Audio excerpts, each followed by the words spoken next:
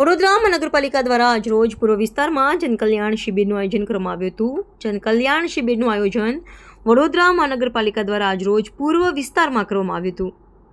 આ જનકલ્યાણ શિબિરમાં લાભાર્થીઓને મળતી યોજનાઓ જેમ કે આયુષ્માન ભારત યોજના, આયુષ્માન વયવંદના યોજના, નમોશ્રી યોજના, પીએમજેવાય લખપતિ દીદી યોજના, પીએમ સ્વનિધિ યોજના, ફ્રી સીટ કાર્ડ, શાળા કોલેજ ભવન, રાષ્ટ્રીય વૃદ્ધ પેન્શન યોજના, નિરાધાર વૃદ્ધ અને દિવ્યાંગોને આર્થિક સહાય યોજના, રાષ્ટ્રીય કુટુંબ સહાય યોજના, ગંગા સ્વરૂપ આર્થિક સહાય યોજના, મુખ્યમંત્રી લક્ષ્મી યોજના તેમજ સરસ્વતી યોજના જેવા લાભાર્થીઓને જનકલ્યાણ શિબિર મારફતે લાભ મળતા હોય છે.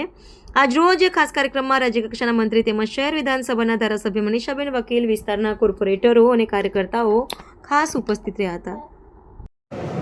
આજે શહેર વિધાનસભા ખાતે અલગ અલગ યોજનાઓના લાભ મળી શકે એના માટેનું કેમ્પનું આયોજન કરવામાં આવ્યું છે વડોદરા મહાનગર દ્વારા. આપણા દેશના વડાપ્રધાન શ્રી નરેન્દ્રભાઈ મોદીજીના 12 વર્ષ પૂર્ણ થયા છે. એ નિમિત્તે વિભિન્ન કાર્યક્રમો આખા દેશમાં યોજાઈ રહ્યા છે. એવી જ રીતે તારીખ 8થી આ શરૂ થયેલા કાર્યક્રમ હજી પણ ચાલુ છે અને આવનાર દિવસમાં પણ વૃક્ષરોપણ સુધીના કાર્યક્રમ લગભગ 5 જુલાઈ સુધીના ચાલુ રહેશે.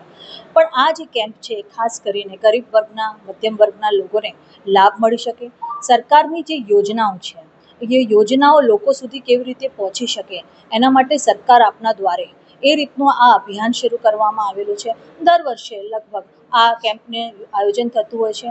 દીકરીઓ હોય કે વિધવા સહાય યોજના માટેની જે લાભાર્થી વિધવા બહેનો હોય કે વૃદ્ધ પેન્શન યોજના હોય, આધાર કાર્ડ હોય કે આધાર કાર્ડનું અપડેશન, આભા કાર્ડ હોય, જેથી કરીને હેલ્થ જર્ની બાળકની 1 વર્ષનું થાય ત્યારથી લઈને ઉંમર એની થાય 80 કે 90 વર્ષે જે જીવિત રહે ત્યાં સુધીની આભા કાર્ડ જે નવી વસ્તુ કાર્ડ બનાવવામાં આવ્યું છે એની પણ આજે આ કેમ્પ દ્વારા લોકોને માહિતી આપવામાં આવી છે. ખૂબ મોટા પ્રમાણમાં આજે લોકો અહીંયા આવી રહ્યા છે અને આ વિભિન્ન યોજનાઓનો લાભ લઈ રહ્યા છે.